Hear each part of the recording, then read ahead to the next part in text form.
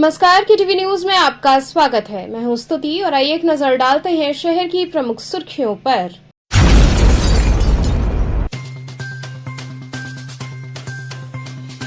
पियरी चौकी के पीछे मृत नवजात मिलने से क्षेत्र में फैली सनसनी।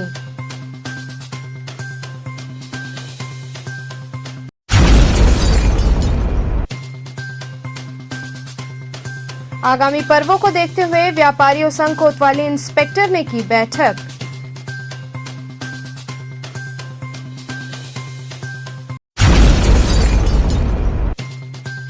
काशी किराना व्यापार समिति के नवनिर्वाचित पदाधिकारियों का माल्यार्पण कर व मिष्ठान खिलाकर दी गई बधाई।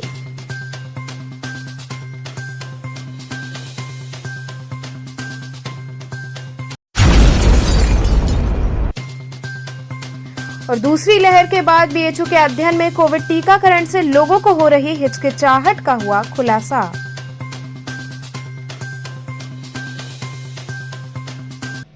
और अब खबरें विस्तार से। पियरी चौकी के पीछे मृत नवजात मिलने से क्षेत्र में सनसनी फैल गई।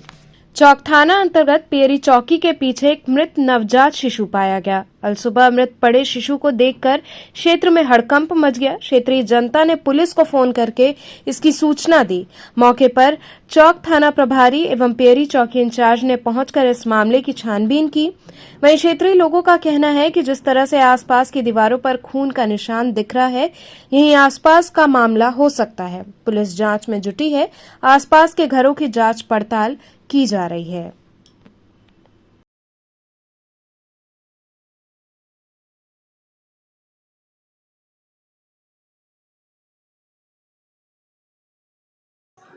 हम लोग सो ही रहे थे, तब तक सुबह गली में आवाज़ सुना गया, हल्ला हो रहा था। तो उठ करके बरामदे से देखे तो कोई छोटा सा बच्चा फेंका हुआ था। तो हमारे सामने गोलू जी हैं, वो पुलिस को 100 नंबर पे फ़ोन किए। तो पुलिस आई तो जांच किया तो बगल के मकान पे सब खून का निशान मिला, ज़मीन पे मिला। फिर वो जांच करते हुए बगल के दूसरे मकान में गए तो वहाँ पर बाथरूम में उनको खून मिला।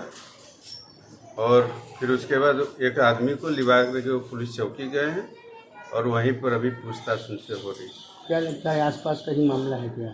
हाँ, उनके कहना अनुसार तो कहीं से कोई लड़की आई थी, प्रेग्नेंट थी, उसी को ये हुआ है और वो छिपाने के लिए करके उसके बाद जो है उसको फेंक दिया गया।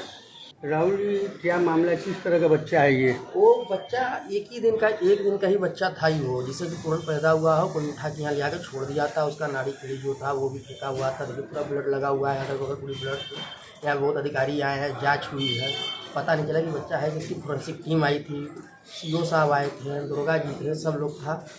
क्या लगता है आसपास का ही कोई मामला है या कोई रख कर दिया है? ये आसपास में भी हो सकता है, कोई करके भी जा सकता है। अब तो कैमरा में भी पता चल जाएगा ना। लगे हुए हैं लोग जांच में, फोरेंसिक टीम जांच में लगी हुई है। आगामी पर्वों को देखते हुए व्यापारियों संघ कोतवाली इंस्पेक्टर ने बैठक की। दीपावली सहित आने वाले कई पर्वों को देखते हुए सड़कों पर जाम की समस्या, सड़कों पर अतिक्रमण की समस्या, दुकानदारों को देर रात होने पर भय इत्यादि को देखते हुए कोतवाली इंस्पेक्टर भरत उपाध्याय के नेतृत्व में थाना परिसर में व्यापारियों के संग बैठक संपन्न हुई, जिसमें व्यापारियों ने अपनी सभी समस्याएं कोतवाली इंस्पेक्टर के समक्ष रखी। सारी बातों को सुनने समझने के बाद इंस्पेक्टर भरत उपाध्याय ने व्यापारियों को समस्या से निजात दिलाने की बात कही। उन्होंने व्यापारियों को आगाह भी किया कि अपनी दुकान का सामान दुकानों में ही रखें। कुछ दुकानदार काफी अतिक्रमण करते हैं, अतिक्रमण कतई बर्दाश्त नहीं किया जाएगा। इधर कई बड़े त्योहार हैं जिन्हें देखते हुए ये बैठक बुलाई गई है। व्यापारी पुलिस का सहयोग करें, पुलिस व्यापारियों के साथ है। बैठक में प्रमुख रूप से नरसिंह दास, संजय केशरी, अजीत सिंह बग्गा, संजय जायसवाल, घनश्याम दास सहित बड़ी संख्या में व्यापारी उपस्थित रहे। किस तरह का ये बैठक कोतवाली थाने में? ये जो त्यौहार आ रहा है, दीपावली का त्यौहार आ रहा है, धनतेरस आ रही है, जिस पर कार्यक्रम है, कोई अवांछनीय तत्व ना यहाँ पे और सारी व्यवस्था हमारे को सुलभ मिले। कोतवाली क्षेत्र हमारा है, उसकी सारी व्यवस्था इंस्पेक्टर साहब देख रहे हैं और सारी व्यवस्था के साथ जो है सुचारू रूप से होती रहे। आगे भी हमको उनका सहयोग मिलता है और मिलता रहेगा। किस तरह की समस्याएं हैं आप लोगों को? जिसके एक पार्किंग की व्यवस्था, एक रोड जाम की व्यवस्था, जो यात्री आते हैं और प्लस व्यापारी आते हैं, और प्लस जो ग्राहक आते हैं उनको रोड पर चलने की जगह नहीं मिल पाती है, उसकी व्यवस्था के लिए बातचीत कर रही है। ये बैठक जैसे कि कणघंटा, मैदागिन, विशेषज्ञ, कदुआपुरा सभी क्षेत्र के व्यापारियों का है और ट्रैफिक के लिए के बात हो रहा है और प्रशासन का हम लोग पूरा सहयोग कर रहा है। क्या समस्या आ रही है आपको या प्रशासन को? समस्या बस यही है कि एक दूसरे का सहयोग करेंगे तो ज़्यादा अच्छा रहेगा, अब विरोध करेंगे तो कोई मतलब नहीं है। किस तरह का सहयोग कर रहे हैं? जैसे कुछ दुकानदार जो है, कुछ दुकानदार बता रहे हैं सर कि 100-150 रुपये लेके ठेला आगे लगवा देते, तो वो गलत है। अगर ऐसा कोई दुकानदार कर रहा है तो गलत है। ठेला लगा रहे हैं, गरीब आदमी अपना आवे जाए ठीक है, अगर ये है तो ये गलत है। काशी किराना व्यापार समिति के नवनिर्वाचित पदाधिकारियों का माल्यार्पण कर व मिठाई खिलाकर उन्हें बधाई दी गई। वाराणसी के काशी किराना व्यापार समिति की चुनाव प्रक्रिया मंगलवार की रात संपन्न हुई। व्यापारियों ने अपना मत का प्रयोग करते हुए अध्यक्ष दुर्गा प्रसाद, महामंत्री संजय केशरी व कोषाध्यक्ष कैलाश केशरी को विजयी बनाया। जैसे ही जीत की खबर आई, व्यापारी खुशी से झूम उठे। लोगों ने विजयी प्रत्याशियों को माल्यार्पण कर मिष्ठान खिलाया व आतिशबाजी कर किराना मंडी में जुलूस निकाला। वहीं जीते हुए प्रत्याशियों ने मंदिरों में दर्शन पूजन किया व धन्यवाद देते हुए व्यापारियों की समस्याओं से निजात दिलाने की बात कही।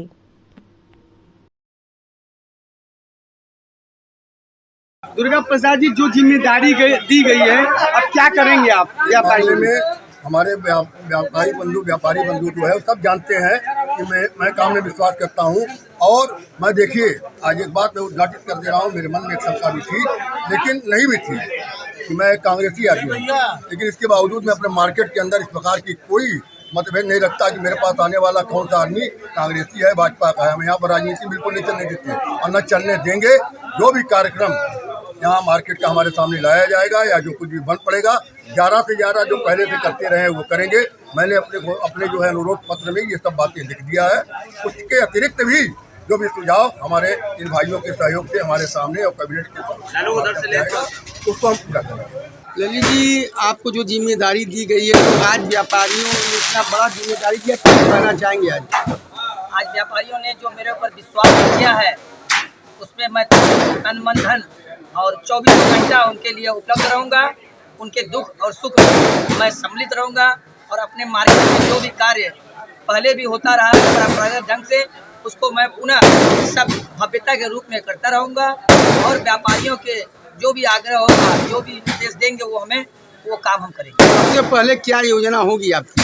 सबसे पहले तो जिस जगह जिस प्रांगण में हम लोग खड़े हैं, जिसके नाम से गोला दीनानाथ पड़ा हुआ है, दीनानाथ बाबा का मंदिर जो है, द्वार करने के लिए सबसे पहले हम लोग संकल्प लिए हुए हैं कि सबसे पहले अपने भाइयों के साथ मिलकर इसको पहले हम लोग पुनः बनाएंगे। दूसरी लहर के बाद बीएचयू के अध्ययन में कोविड टीकाकरण से लोगों को हो रही हिचकिचाहट का खुलासा हुआ। 16 जनवरी 2021 को भारत सरकार द्वारा कोरोना वायरस के खिलाफ दुनिया के सबसे बड़े वैक्सीन अभियान की शुरुआत के साथ ही भारत ने 2021 के अंत तक अपनी पूरी आबादी का टीकाकरण कराने का लक्ष्य रखा था। हालांकि ये लक्ष्य पूरा नहीं हुआ। इसी कारण का पता लगाने के लिए भारत के 4 विश्वविद्यालयों के 17 वैज्ञानिकों द्वारा हाल ही में एक व्यापक अध्ययन किया गया। इस अध्ययन से पता चला है कि वाराणसी और आसपास के जिलों की 15% आबादी वैक्सीन हेजिटेंट है। इस मल्टी डिसिप्लिनरी शोध टीम में मनोवैज्ञानिक, अनुवांशिकीविद, डॉक्टर और सामाजिक वैज्ञानिक शामिल थे। इस शोध कार्य में विभिन्न सामाजिक आर्थिक स्तरों के शहरी और ग्रामीण लोगों का सर्वेक्षण किया गया। टीम ने सामुदायिक स्वास्थ्य कार्यकर्ताओं और आशा कार्यकर्ताओं से भी डेटा एकत्र किया और विभिन्न सांख्यिकीय मॉडलों के साथ उनका विश्लेषण किया। यह अध्ययन इस सप्ताह frontiers of public health journal में प्रकाशित हुआ है। ये अध्ययन जून 2021 से दिसंबर 2021 के बीच किया गया। हम लोगों ने अपने पिछले अध्ययन में देखा था कि भारत में कोविड-19 की दूसरी लहर मुख्य रूप से अल्फा और डेल्टा वेरिएंट द्वारा संचालित थी, लेकिन जनमानस में इन विनाशकारी लहर के दौरान सामान्य आबादी के व्यवहार का अध्ययन नहीं किया गया था। इस प्रकार हमारी टीम ने इस अध्ययन में हजारों लोगों का वैक्सीन के प्रति व्यवहार का वैज्ञानिक तरीके से सर्वेक्षण किया। ये बात जूलॉजी विभाग बीएचयू के जीन वैज्ञानिक प्रोफेसर ज्ञानेश्वर चौबे ने कही। न्यूरोलॉजी विभाग बीएचयू के प्रमुख प्रोफेसर वीएन मिश्रा ने बताया कि एक समाज में वैक्सीन हेसिटेंसी की उपस्थिति खतरनाक है, इसलिए टीके की हेसिटेंसी की प्रकृति और इसके कारकों को समझने के लिए हमारे समूह ने विभिन्न प्रश्नों का उपयोग करते हुए वाराणसी और आसपास के क्षेत्रों में व्यापक ऑनलाइन और ऑफलाइन सर्वेक्षण किया। मानव विज्ञान विभाग बीएचयू के उत्कर्ष श्रीवास्तव और अवनीश कुमार त्रिपाठी, जो इस शोध के पहले लेखक हैं, ने कहा कि इस सर्वेक्षण में आश्चर्यजनक था कि भारत में सबसे घातक दूसरी लहर के दौरान 75% से अधिक लोगों ने या तो कोविड को गंभीरता से नहीं लिया या फर्जी खबरों पर भरोसा किया। बीएचयू में मनोविज्ञान विभाग के वरिष्ठ आचार्य प्रोफेसर राकेश पांडे, जिन्होंने इस सर्वेक्षण में महत्वपूर्ण भूमिका निभाई, ने कहा कि इस प्रमुख अध्ययन में हमने वैक्सीन हेसिटेंसी और सामाजिक आर्थिक स्थिति के बीच एक महत्वपूर्ण संबंध देखा।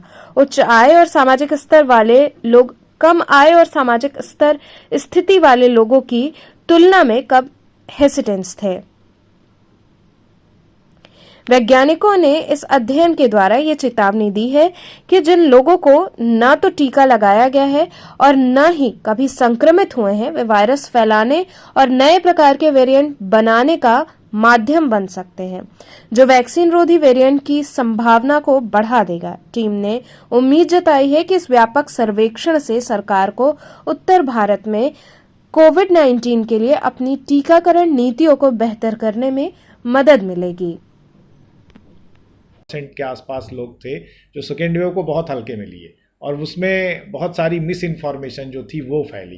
तो यहाँ भी वही चीज़ है, जो कम पढ़े लिखे हैं, जिनका सोशियो इकोनॉमिक स्टेटस लो है, उनके साथ ये प्रॉब्लम है कि वो जो है वो अफवाहों पे ज़्यादा ध्यान देते हैं और वो ऐसी अफवाहों को जो है वो सपोर्ट कर रहे हैं जिसमें कि वैक्सीन का नुकसान है उनके लिए। क्लास में भी ये ओवरऑल 15% है, लेकिन अगर हम उन लोगों में देखें जो 1 लाख रुपए से ज़्यादा कमाते हैं, उसमें भी ऑल अराउंड लगभग 7 से 10% ऐसे लोग हैं जो कि वैक्सीन नहीं लगवाना चाहते हैं। तो ऐसा नहीं कि मतलब खाली लोअर क्लास ही है जो कि वैक्सीन से भाग रहा हो।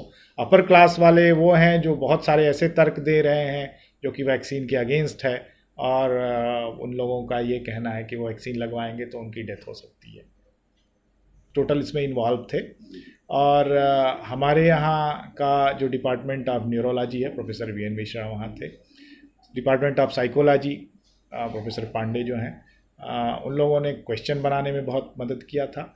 उसके अलावा जो ये पूरा सर्वे है, इसको स्टूडेंट्स जो थे जो कि हमारे एंथ्रोपोलॉजी डिवीज़न के हैं, डिपार्टमेंट ऑफ सोशियोलॉजी के, वो इन्वॉल्व थे। वहाँ के 4 स्टूडेंट लोगों ने फील्ड में जा कर के आशा वर्कर से बात किया और फिर एनालिसिस का जो पार्ट था उसमें हम लोगों के अलावा कलकत्ता यूनिवर्सिटी और जो है वो अमृता यूनिवर्सिटी जो कि केरला में है, तो ऐसे मिला करके 17 लोगों की एक टीम थी जिसने इस पे लगभग 2 साल के आसपास, 1.5 से 2 साल के आसपास काम किया। यहाँ रुकेंगे एक छोटे से ब्रेक के लिए। आप बने रहिए केटीवी के साथ।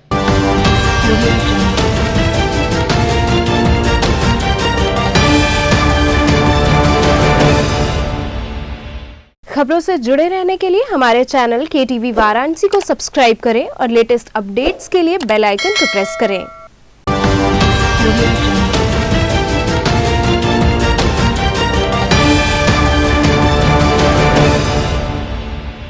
ब्रेक के बाद आपका स्वागत है।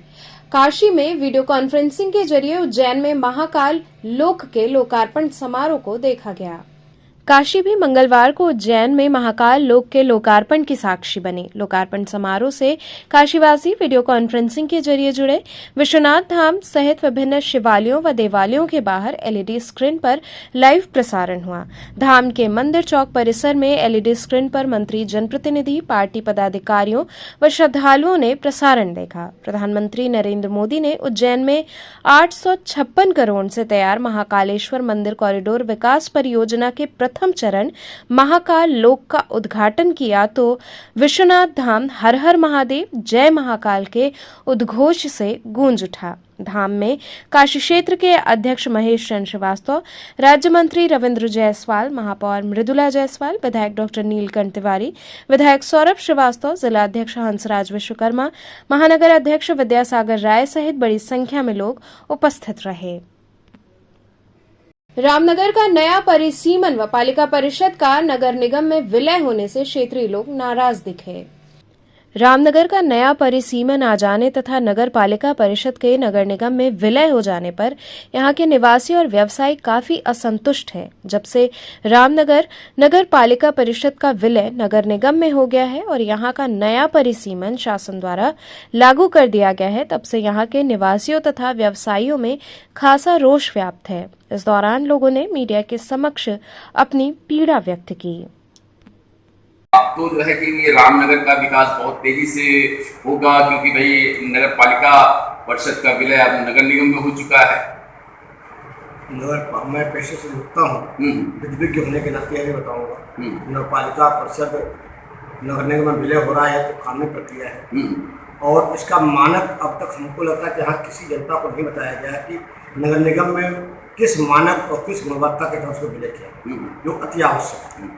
और यहाँ के जनमानस की राय को, जनता की राय को लेना अति आवश्यक है। कोई भी नोटिफिकेशन, कोई भी पब्लिकेशन होने के पहले जनता से सुझाव, सलाह और आपत्ति अवश्य प्रस्तुत करना चाहिए, जो हमारे समझ से कदापि नहीं। मतलब आपके कहने का मतलब कि रामनगर की जनता इससे असंतुष्ट है? मैं असंतुष्ट तो नहीं कहूँगा, संतुष्ट शब्द तो सरकार के खिलाफ या नियम के खिलाफ हो जाएगा। ये जनमानस इससे बहुत संतुष्ट नहीं है, खिलाफत करने की स्थिति में भी नहीं है, उसको मीठे जगह पर स्वीकार करें। ये रामनगर नगर पालिका परिषद का जो विलय नगर निगम में हो चुका है, उससे आप सहमत हैं? नहीं सर, क्यों सहमत नहीं है? इसलिए अब तो विकास का कार्य बहुत तेजी से होगा, क्योंकि नगर निगम में हो चुका है आपका रामनगर। जी, विकास कार्य तो बढ़ेगा, उसके साथ साथ बहुत अधिक कर का टैक्स भी बढ़ेगा जनता के ऊपर, जो कि वो हर जनता सहन नहीं कर सकती। अच्छा, अभी इसके पहले नगर पालिका परिषद ही था, एकदम शून्य के बराबर उसका टैक्स था, वो जनता भी पे नहीं कर पाती मुश्किल से।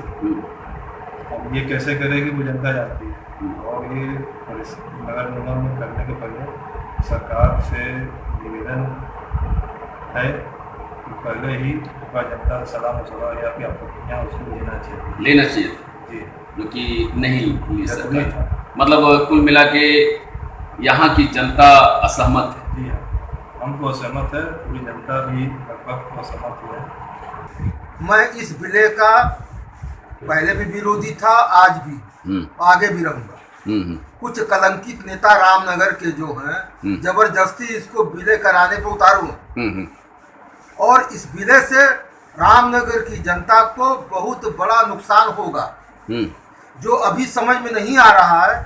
जो रामनगर के जो नेता बनते हैं, जो समाज सेवी बनते हैं, और जो लोग, और रामनगर की जनता भी दोषी है, और सब लोग मिल करके, यह किसी दल का मुद्दा नहीं है, ये रामनगर के सभी नागरिकों का मुद्दा है, रामनगर के लोगों का है। इसमें दल और विचारधारा कोई मतलब नहीं है। ये सबको, सभी लोगों को रामनगर के हित में इसको एकजुट होकर के इसका विरोध करें तो आज भी विलय रुक सकता है। चलिए, आपने हमारे KTV न्यूज़ से अपने विचार व्यक्त किए, इसके लिए बहुत बहुत धन्यवाद। हम इससे संतुष्ट नहीं हैं, क्योंकि नगर पालिका रामनगर का विलय होने से रामनगर के अस्तित्व को खत्म कर दिया गया। अब इसको नगर निगम के नज़र से जाना जाएगा। लेकिन आसिफ जी, नगर निगम में आपका रामनगर शामिल हो गया है, तो अब तो विकास कार्य भी बड़ी तेजी से होंगे। इससे विकास से कोई मतलब नहीं है ना। अभी कूड़े नहीं उठ रहे हैं, 3 दिन कूड़े पड़े हुए हैं, झाड़ू नहीं मिल रहा है, तो नगर निगम होने के बाद हर आदमी को जाना पड़ेगा आपको जोन पर, तब ना काम होगा। यहाँ तो नगर पालिका अपनी थी, अपने चेयरमैन थे, अपने लोगों थे, अपने से बात होता था, काम होता था। इसलिए नगर पालिका को भंग करके नगर पालिका खत्म कर नगर निगम में करना, ये रामनगर के लिए एक शर्मनाक घटना है। रामनगर के अंदर में जो नगर पालिका को खत्म करके विलय किया गया है महानगर पालिका में, रामनगर वाले इससे बेहद दुखी थे। कतई नहीं चाहते कि नगर पालिका को रामनगर के विलय करके रामनगर को के अस्तित्व को खत्म किया जाए। रामनगर, पप्पू भाई, बात ये भी तो है, अब तो आपका रामनगर नगर निगम में विलय हो चुका है, तो विकास के कार्य भी तो बहुत तेजी से होंगे। अगर विकास हो तो पहले स्कूल में विकास हो जाए।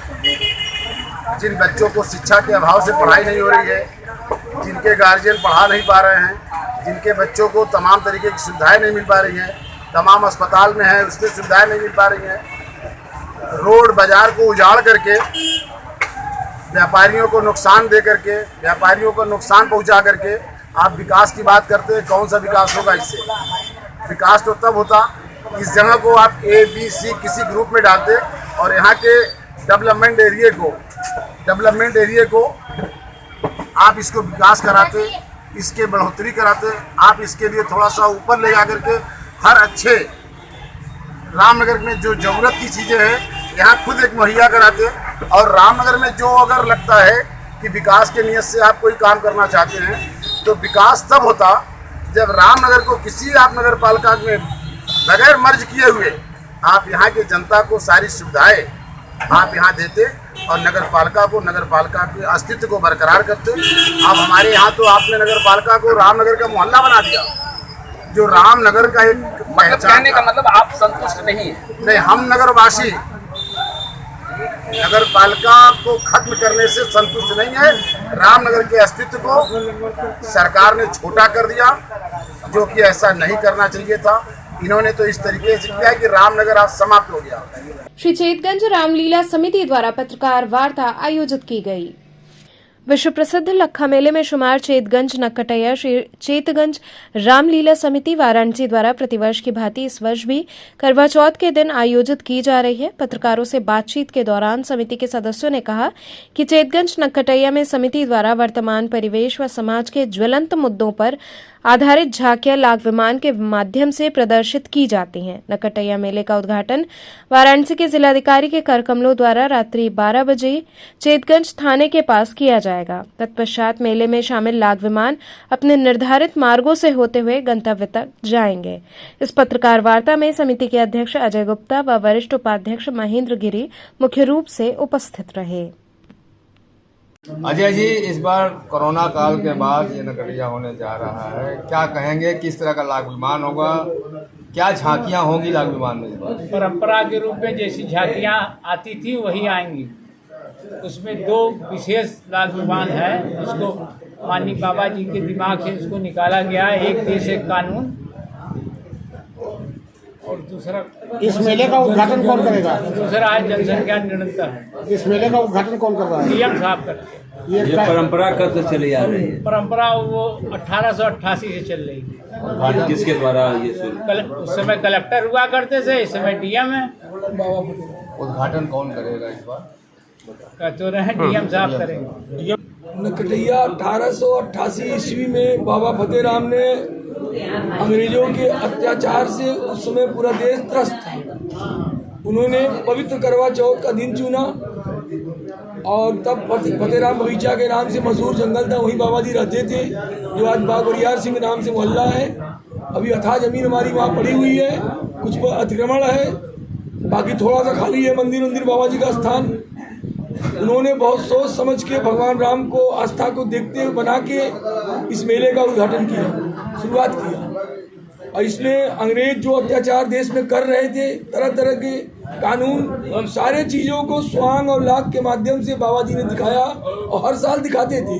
और इतनी भीड़ होती थी पूरे पूर्वांचल का कि इसमें अंग्रेज कलेक्टर को मजबूरन अंग्रेज अधिकारियों को आना पड़ता था, उसका उद्घाटन भी वही करते थे, मगर बाबा जी का वो कुछ नहीं कर पाए। बाबा जी लगातार लड़ाई अपना हर साल लड़ते थे और उस समय भी 1 आना 2 आना जो पैसा चलता चंदा मांग के भीख मांग के बाबा जी करते थे। वही स्थिति आज भी कमेटी की है कि हम लोग भीख मांगते हैं, चंदा उतारते हैं, अपना लगाते हैं, पदाधिकारी सारे पैसा लगाते हैं, किसी तरह से यह मेला चल रहा है। इस बार कितनी लाख रहेंगी? लाख 100 के लगभग हर बार पहुंच जाता है। कोशिश है, अभी बुकिंग चल रही है। लाख अच्छा से अच्छा लाना है, संख्या बढ़ाने से कोई मतलब नहीं, अच्छी चीज़ जनता को देखने को मिले। खासियत क्या रहेगी इस बार के लाख में? आकर्षण केंद्र क्या रहेगा?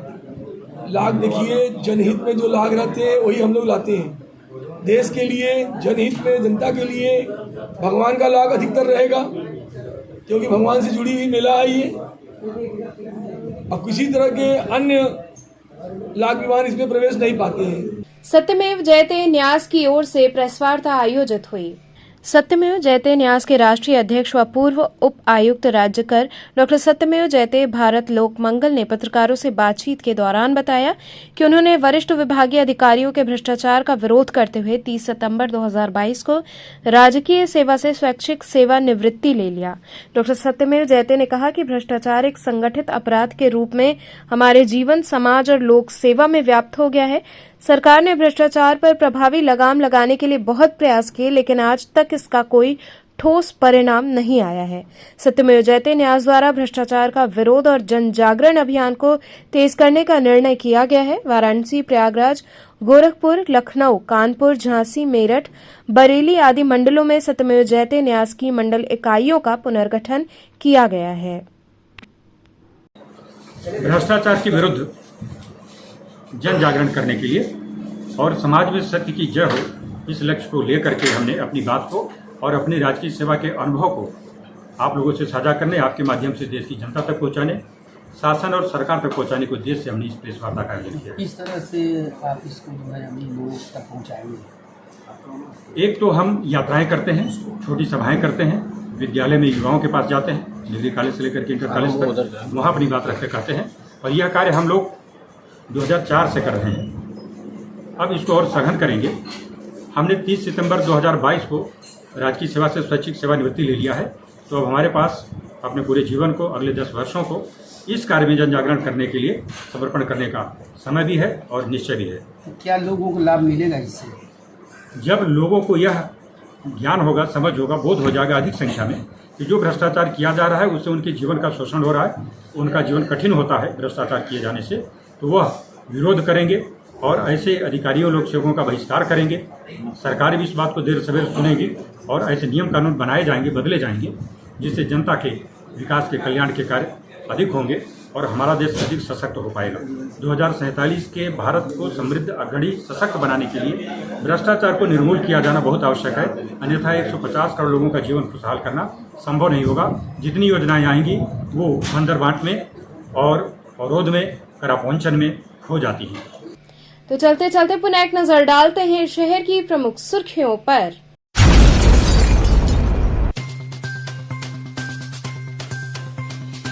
पियरी चौकी के पीछे मृत नवजात मिलने से क्षेत्र में फैली सनसनी।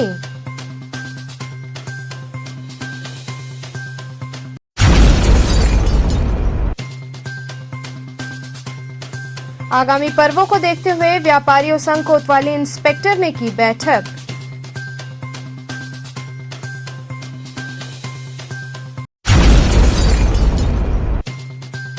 काशी किराना व्यापार समिति के नवनिर्वाचित पदाधिकारियों का माल्यार्पण कर व मिष्ठान खिलाकर दी गई बधाई।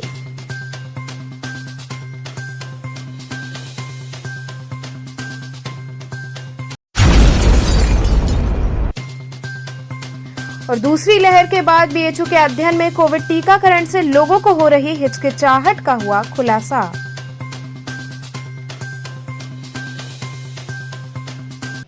तो ये थे आज के समाचार। कल फिर होगी मुलाकात, तब तक के लिए नमस्कार।